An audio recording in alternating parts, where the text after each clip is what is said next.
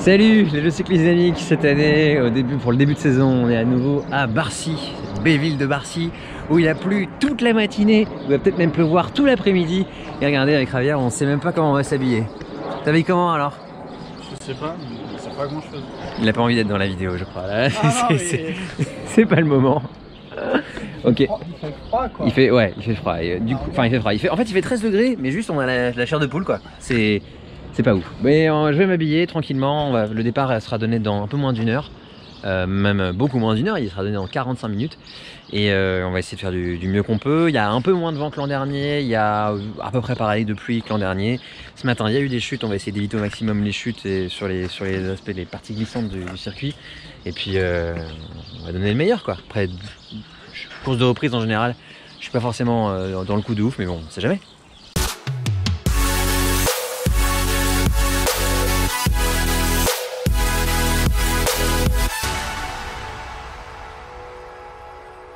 Allez, on est au départ de cette course de Barcy, c'est une course Open 1 et 2.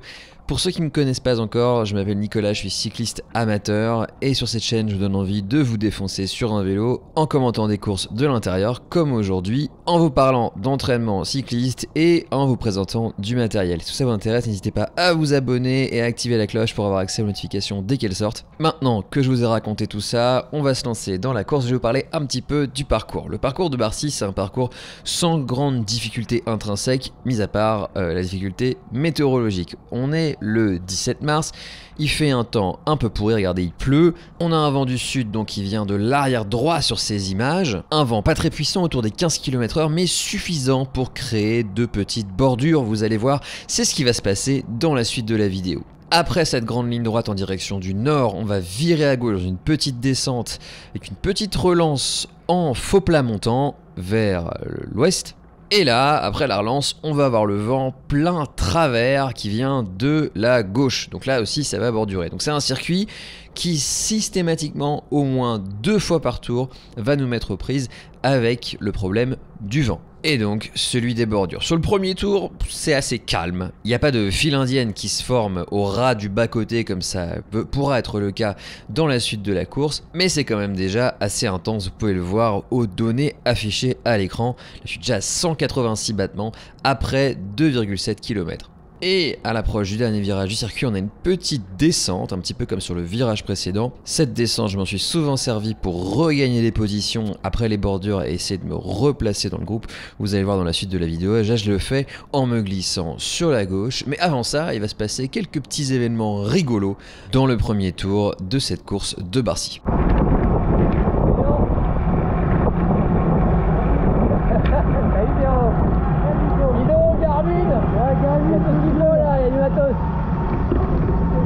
Donc ce qui vient de se passer, c'est qu'en l'espace de 10 secondes, il y a un coureur qui a perdu un bidon et un autre coureur qui a perdu son Garmin, probablement à cause de la surface de la route à l'entrée du virage. Et donc avec mon ancien coéquipier Pierre Ricci, on a un peu rigolé ensemble parce qu'on trouvait ça assez cocasse. Seulement, ce qui va se passer juste après, je pense que vous n'êtes pas prêts.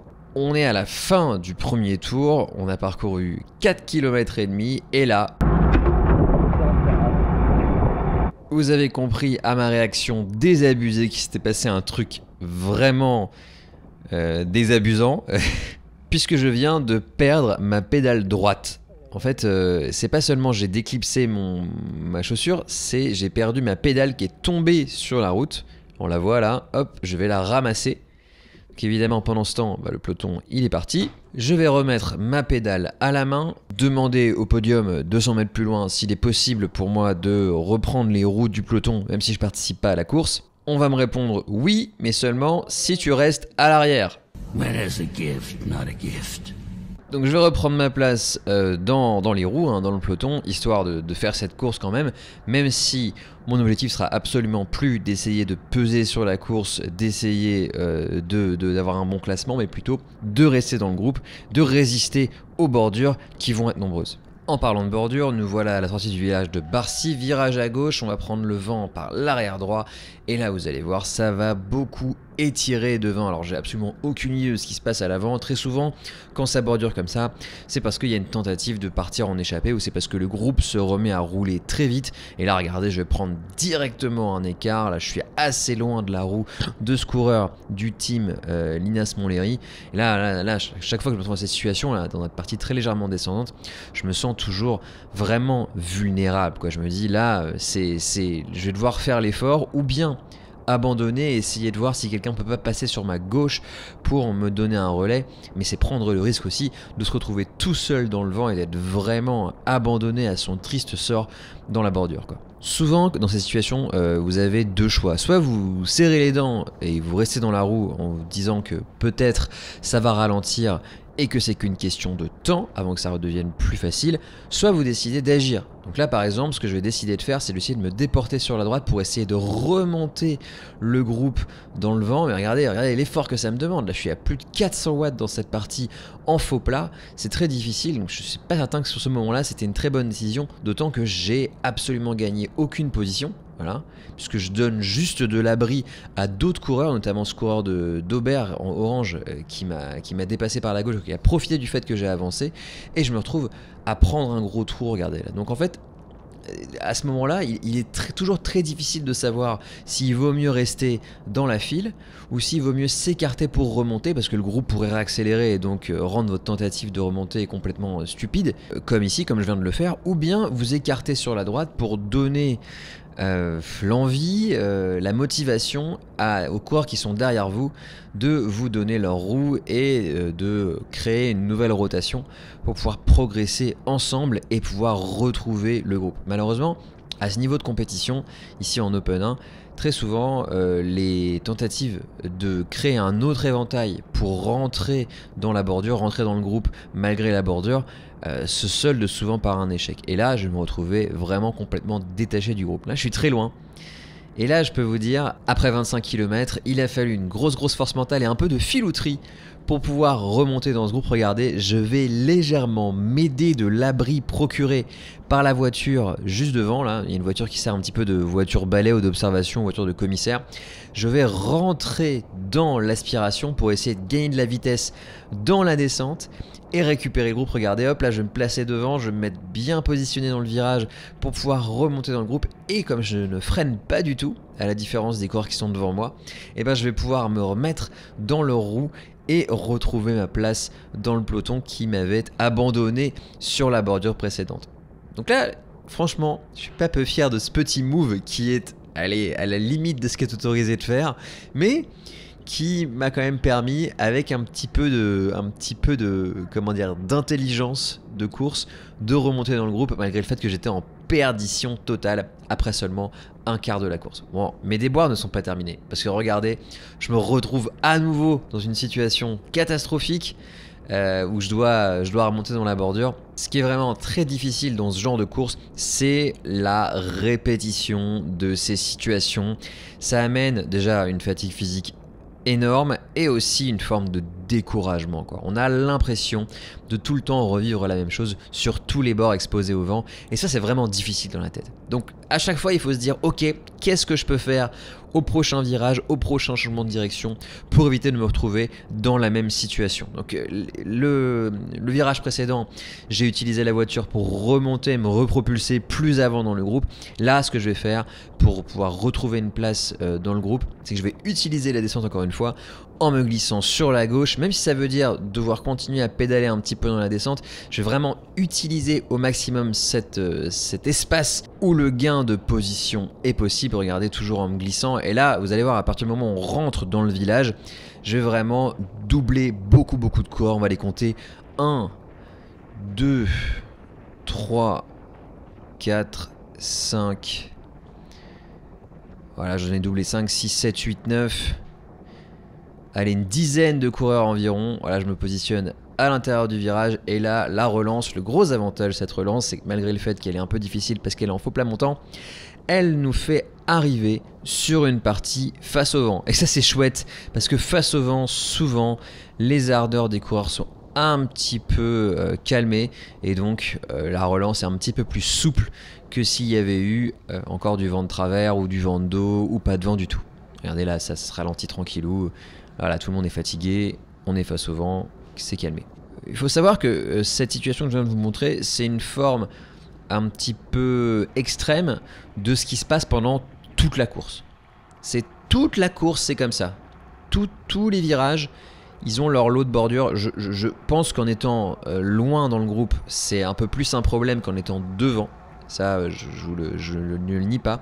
En revanche, on a tous à subir cette forme de souffrance sur cette course à chaque fois qu'on arrive dans ces parties-là. Enfin, il y a vraiment, ça ne rate jamais.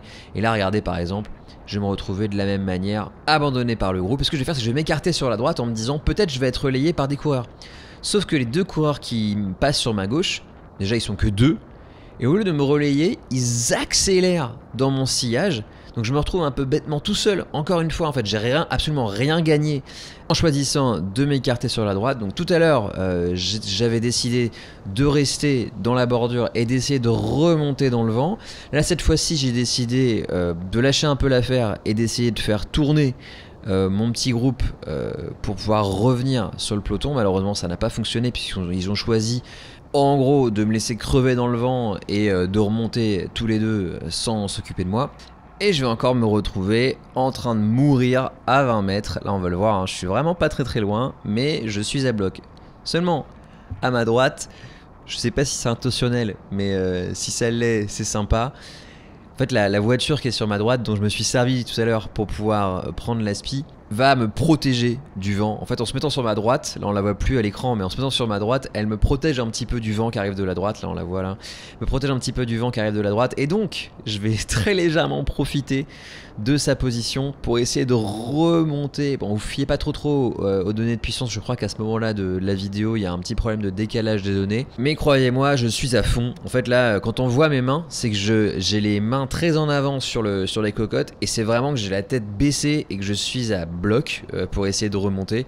C'est ma position de souffrance. C'est comme ça que je me mets quand soit je suis tout seul ou que j'ai envie d'être le plus aéro possible pour aller le plus vite possible en dépensant le moins d'énergie possible. Mais là vraiment je suis juste à fond. Alors c'est le fait qu'on voit mes mains, et surtout que ma main gauche elle attrape pas bien les cocottes là. J'ai les doigts qui dépassent en fait. C'est genre vraiment la situation où je suis complètement en perdition. J'essaie par tous les moyens de remonter. Et fort heureusement, je sais pas si c'est grâce à la voiture ou pas, mais j'arrive à rentrer dans le groupe qui a ralenti. Hein, on le voit, hein, là les coureurs se détendent, etc. Le groupe a ralenti. Franchement, vivre des moments comme ça, où plusieurs fois dans la course, on est à deux doigts de craquer, je peux vous dire, ça forge à la fois le mental et aussi la condition physique. Allez, on accélère, on est dans le dernier tour. Les situations de course. Il y a une échappée depuis un petit moment déjà, il y a un contre qui vient de sortir, qui va essayer de rattraper l'échappée pour essayer de se disputer la victoire. Et nous derrière, on est un peu là en mode qu'est-ce qu'on fait ? Il reste peut-être une trentaine de coureurs dans ce peloton. Sur les 86 au départ, ça fait pas lourd. Et moi, je me dis, ok, super, je suis dans le dernier tour, j'ai survécu à cette course, je vais me replacer à l'avant pour souffrir le moins possible, et puis super quoi, on va pouvoir arriver tranquillou, sauf que on n'est pas au bout de nos surprises, ça a vraiment beaucoup bougé. Moi, je me retrouvais tout à l'avant du groupe, et là, je sais pas quoi faire quoi, parce que je vais pas attaquer, je veux dire, il y a déjà deux groupes devant, moi je suis rincé complet, j'ai mal partout, et là je suis devant, je sais pas quoi faire, donc je vais laisser tout le monde me dépasser en mode genre j'étais pas venu pour faire la guerre, moi, hein, j'étais juste venu pour me replacer tranquillou, et moi j'ai pas envie de me battre, hein. Juste amenez-moi à l'arrivée, ça ira très bien. Alors dernier virage, ma position est moyenne, disons que voilà, c'est vraiment un petit groupe, hein. Je suis fracasse, moi tout ce que je veux c'est qu'on me fasse passer la ligne, qu'on me dise ok bravo merci vous avez fini la course. De toute façon j'ai un tour de retard de toute manière parce que j'ai dû récupérer le peloton après avoir perdu ma pédale. Donc moi tout ce que je veux là c'est être au bout, passer la ligne, qu'on puisse dire terminé bonsoir, et comme ça je serai content. Sauf que en réalité ça a pas mal bougé à l'avant. Regardez, en fait en gros là on le voit pas, mais il y a plein de mecs qui essaient de gérer une meilleure position pour essayer de disputer un sprint, etc. Sauf que c'est cette course de Barcy, je sais pas si vous avez vu, mais au passage sur la ligne d'arrivée il y a une sorte de faux plat montant un petit peu insidieux, ce qui fait que le sprint est super difficile à négocier. En fait les mecs je pense, qui passent la ligne en premier sur un sprint de ce type dans un groupe, c'est les gars qui sortent en tout dernier, quoi, ou qui sont vraiment les plus forts. Donc là, ça va attaquer un petit peu partout. Devant, il y a Guillaume Soulet, Linas Montlhéry qui va attaquer. C'est Louis Châtelet de mon club, Team Olsic Madar, qu'on a vu passer en bleu clair, qui va se mettre à l'avant du groupe. Et là je me dis mais qu'est-ce qu'il fout devant? Je veux dire normalement c'est plutôt à lui de disputer le sprint et à moi de le lancer. Donc je vais essayer de m'avancer un petit peu pour faire accélérer le groupe et donner absolument tout ce qui me reste dans le final de cette course. Donc tout ce qui me reste, vous allez voir, c'est-à-dire pas grand chose. Donc je vais arriver tout à l'avant. Là je vais essayer de prendre la place de Louis. Me voilà, sauf qu'en fait je vais arriver un petit peu vite et ça va créer une sorte d'écart. Donc mon action n'a eu absolument aucun effet bénéfique pour lui, c'est complètement stupide, c'est vraiment une très mauvaise idée.